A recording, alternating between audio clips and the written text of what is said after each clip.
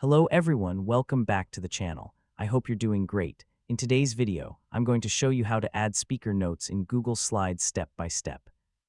Speaker notes are very useful because they help you remember important points during a presentation without showing those notes to your audience. So let's get started.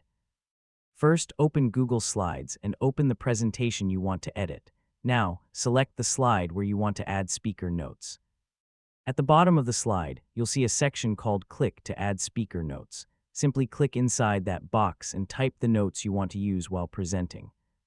You can write reminders, key points, or anything that will help you during your presentation. If you want to add notes to another slide, just select that slide and repeat the same process.